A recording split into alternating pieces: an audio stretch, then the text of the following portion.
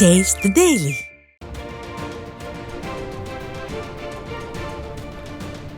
அண்மை செய்தியை பார்த்து கொண்டிருக்கிறோம்.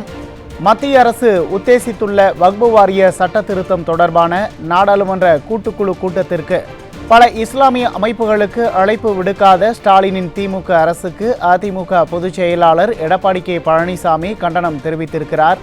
இது தொடர்பான அண்மை செய்தியை பார்த்து கொண்டிருக்கிறோம். இது பற்றிய கூடுதல் விவரங்களை எமது தலைமை செய்தியாளர் ஜெயக்குமார் வழங்க கேட்கலாம். வணக்கம் ஜெயக்குமார், விவரங்களை பதிவு செய்யலாம். வணக்கம் உமேஷ்.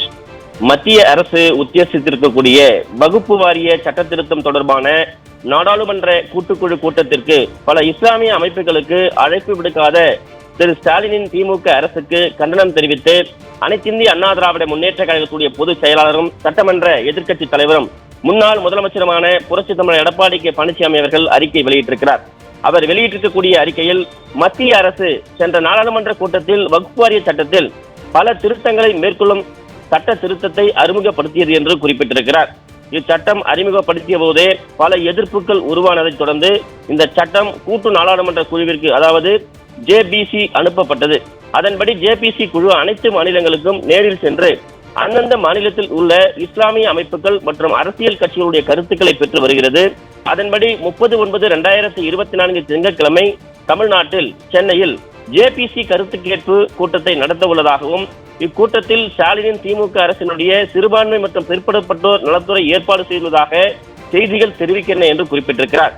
மத்திய அரசு கொண்டு வந்துள்ள வகுப்பு வாரிய சட்ட திருத்தத்தில் இருக்கும் சாதக பாதகங்கள் பற்றி இஸ்லாமியர்கள்தான் முழுமையாக உணர்ந்து சொல்ல முடியும் என்றும், அதை போட்டு குழப்புவதையே தொழிலாக கொண்ட திரு ஸ்டாலினின் திமுக அரசு ஜேபிசி கருத்து கேட்பு கூட்டத்திற்கு இன்று வரை 29/9/2024 அதற்கு ஆதரவான ஒரு சில அமைப்புக்கு மட்டும் அழைப்பு அனுப்பப்பட்டு பல இஸ்லாமிய அமைப்புகளுக்கு அழைப்பு விடுக்கப்படவில்லை என்று செய்திகள் தெரிவிக்கின்றன என்று குறிப்பிட்டிருக்கிறார்.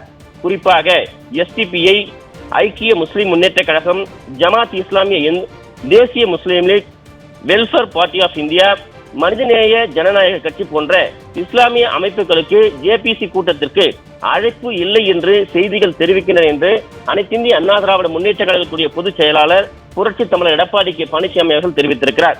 வகுப்பு வாரிய சட்டத்திற்கு 1937 அரசியல் சாசன பாதுகாப்பு வழங்கப்பட்டது.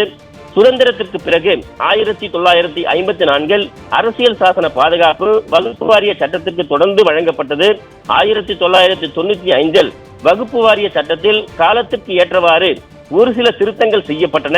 கடைசியாக 2013 ஒரு சில திருத்தங்கள் செய்யப்பட்டன என்றும், இந்த திருத்தங்கள் அனைத்தும் இஸ்லாமிய பெருமக்களால் முழு மனதோடு ஏற்றுக்கொள்ளப்பட்டு வகுப்பு வாரிய சொத்துக்கள் முழுமையாக இன்று வரை பாதுகாக்கப்பட்டு வருகிறது என்று குறிப்பிட்டிருக்கிறார்.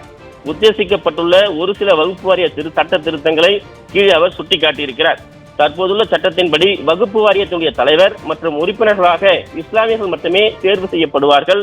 ஆனால் புதிதாக உத்தேசிக்கப்பட்டுள்ள திருத்தத்தின்படி தேர்வு முறையே மாற்றப்பட்டு இஸ்லாமியர்கள் அல்லாதவரும் உறுப்பினராக நியமிக்கப்படுவார் என்று தெரிவித்துள்ளார். மாநில அளவில் தற்போது இருக்கக்கூடிய வகுப்பு வாரியத்துடைய தலைவர் மற்றும் உறுப்பினர் ஆகியோருக்கு உள்ள அதிகாரம் உத்தேசிக்கப்பட்டுள்ள சட்ட திருத்தத்தின்படி மாவட்ட ஆட்சித்தலைவருக்கு வழங்கப்பட்டுள்ளது. இதன் மூலம் ஆளும் கட்சியினர் வகுப்பு வாரிய சொத்துக்களை எளிதில் அபகரிக்க வாய்ப்பு ஏற்படும் என்று பதிவு செய்துள்ளார். வகுப்பு வாரிய சொத்துக்கள் என்பது இஸ்லாமிய பெரியவர்கள் மனமுவந்த இறைவனுக்காக தானம் செய்த சொத்துக்கள் ஆகும் என்றும், புதிய சட்ட திருத்தம் அமல்படுத்தப்பட்டால் வகுப்பு வாரியத்திற்கு, குறிப்பாக இஸ்லாமிய பெரியவர்களுடைய சொத்துக்களை தானமாக வழங்கியதன் நோக்கமே சிதைந்துவிடும் என்றும் அவர் வேதனையோடு பதிவு செய்துள்ளார். எனவே தற்போது உள்ளவாறு இச்சொத்துக்களை இஸ்லாமிய சமுதாயத்தைச் சேர்ந்தவர்கள் மட்டுமே நிர்வகிக்க வேண்டும் என்றும் அவர் குறிப்பிட்டிருக்கிறார். பொதுவாக சட்ட திருத்தம் என்றால் ஓரிரு திருத்தங்கள் மட்டுமே செய்யப்படும்.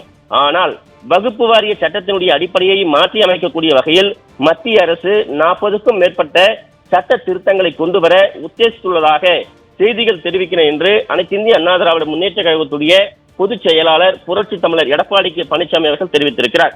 இந்த சட்ட திருத்தத்தில் பெண்களுக்கு பிரதிநிதித்துவம் வழங்க வேண்டும் என்று தெரிவிக்கிறது. இதனை அனைத்திந்திய அண்ணா திராவிட முன்னேற்ற கழகம் வரவேற்கிறது.